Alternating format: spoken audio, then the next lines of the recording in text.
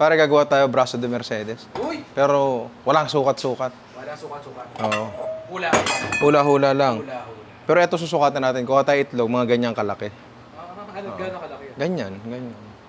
So, isi-separate muna natin yung yolk, tsaka yung puti. It's a good idea na magbabasag muna tayo dito sa separate na bowl ng itlog. Kasi pag di nyo binasag dito, tapos sinama nyo na dun sa mga itlog nyo, pag nabugokan kayo sa kunyari, 12, 11 bugok. Lahat yun tapo na, di ba? 12 pala itlog natin. So, kamay lang ang pan-separate, pero dapat malinis, walang mantika. Malinis ba yan? Malinis yan. Walang mantika kasi pag may konting mantika yan, o may mahihirapang maging merang ang ating egg white.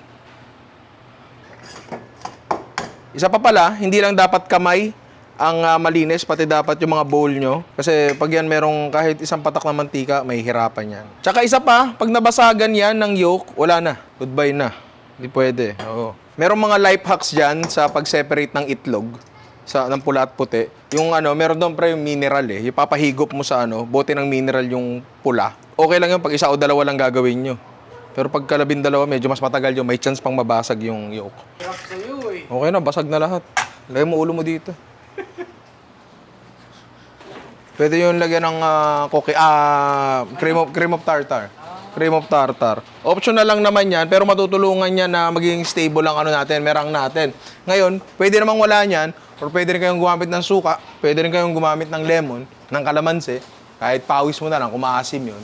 Kahit pwede. Basta walang mantika. Okay na sa'yo? Di, okay na ako. Okay na ako. Ang cream of tartar lang naman ay acid in powder form. Yun lang naman yun. Para nangyayari dito, naluluto yung egg white natin. Parang kilawin, pare. Di ba pag naglagay ng acid, naluluto siya. Matutulungan ngayon nung maging firm yung protina at mag-hold ng hangin. Wala naman kayong hand mixer, wala naman problema doon. Pwede naman kamay na lang, tapos whisk. Pero wag, nakakapagod. Kasi paglalagay ng asukal sa merang, ganyan dapat medyo ganyan na siya. Pakita mo pare. Medyo fluffy na siya bago natin lagyan para di siya mahirapang, tanggapin yung asukal sa sistema niya. Tapos hindi rin tayo magsusukat dito, check lang natin yung consistency. Pero ang general rule dito, per large egg white, 1/4 cup. Masyado matamis 'yon. So kung ako sa inyo, check nyo na lang. Check nyo na lang, di ba? Lagay tayo. Kasi kung 12 egg white to, ilang yun? Ilang 1/4 yun? Ilang 1/4 yun? Bali, tatlong 1/4. 3 cups ng asukal ang ilalagay natin dyan. 3 cups ng asukal, 1 cup is 200 grams. So, 600 grams ng asukal ang ilalagay natin dito. Para masyadong marami yun. So, check nyo na lang pag okay na sa inyo. So, nakaka 250 grams na tayo na asukal.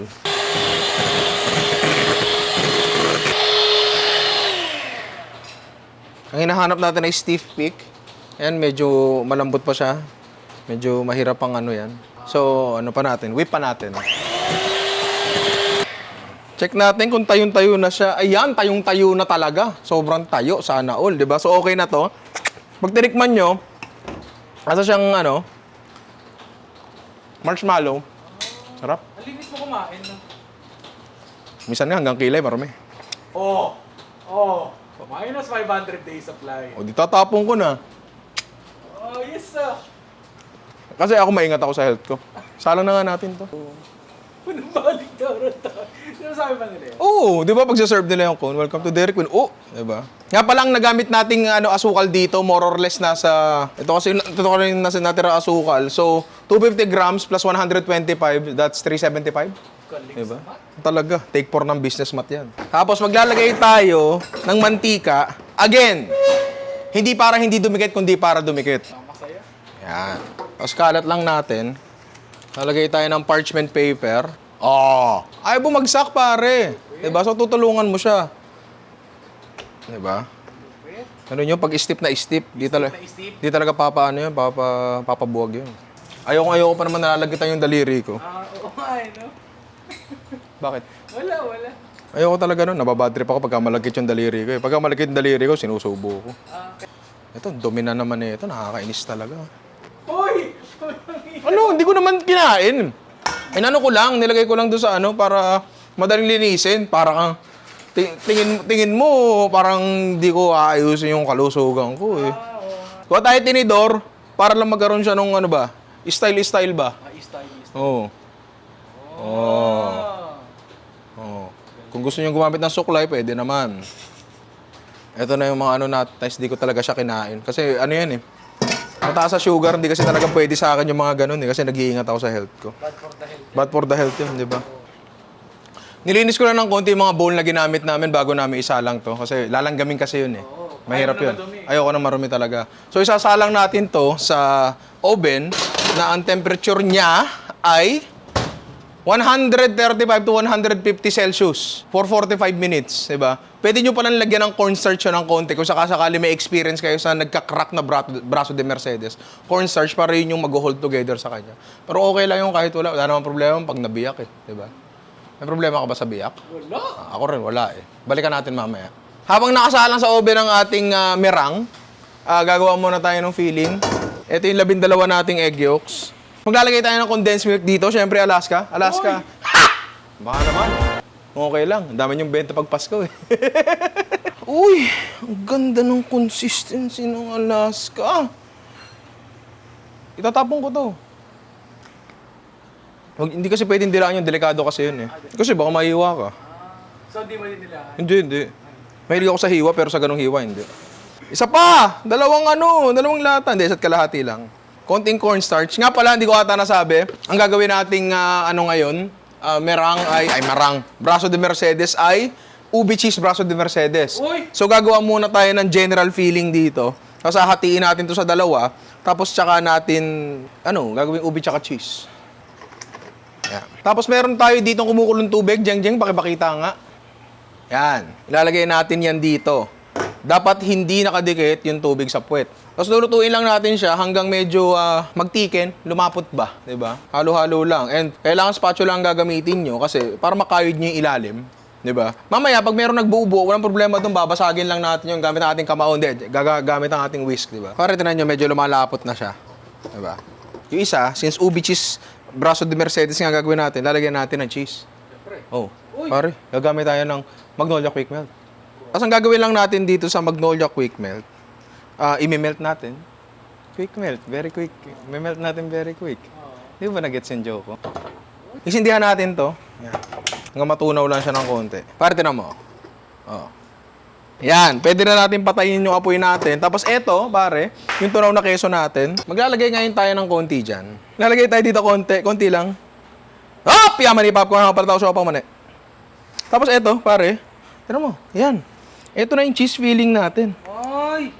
Diba? Ganun kadali. Tapos, dito sa natira natin, mas marami kasi yung ube filling natin. Meron tayo ditong ube flavor. Ngayon, kung gusto nyo maglagay ng ube talaga dyan, okay lang yun. Bakit may tumatawag?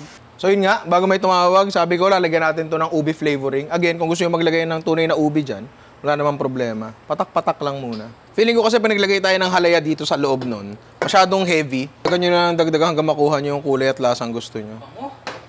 Thank you. I guess, okay na to. Yung iba, ang next step na gagawin ay palalamigin to. Okay lang din naman yun, pero I found na pag pinalamig mo, yung feeling mo, medyo mahirap i-spread. Diba? So, mas madali siyang i-spread kapag mainit. So, check natin tong ano natin. To, check natin. Alika dito. Tayo mo i-check. Check natin kung may kulay na. Boom! May kulay na. Diba? Hindi na siya black and white. So, pwede na natin sigurong anuhin to. Testingin to. Tara, buuin natin to. Ito, meron tayong parchment paper dito. Oh. Ayan.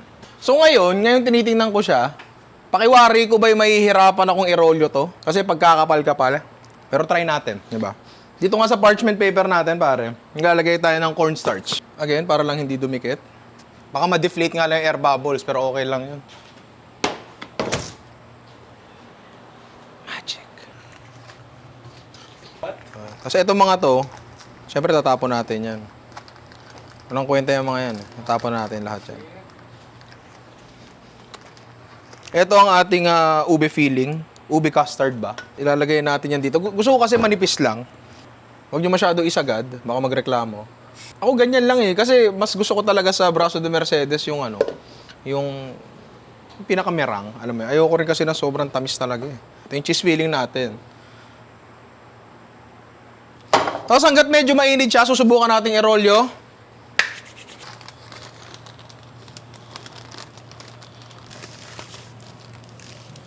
Kapit ka ng lighter, pre. Okay, so nabiyak siya. Take two, boss ah. Nawarak eh. Isayaw mo ako. Pag eto, nabiyak pa. Bibiyakin ko, bungo mo iyan. Ako. Man, yung cheese hindi ko lalahatin kasi ang sarap sa pandesal na ito. So, Mawawarak ba nga ang bungo ni Ian? Malalaman na natin. Oh! Warak o hindi? hindi, syempre. Ah, pare! Walang warak! Walang warak! So, safe ang aking bango. Safe ang iyong bungo. Oh.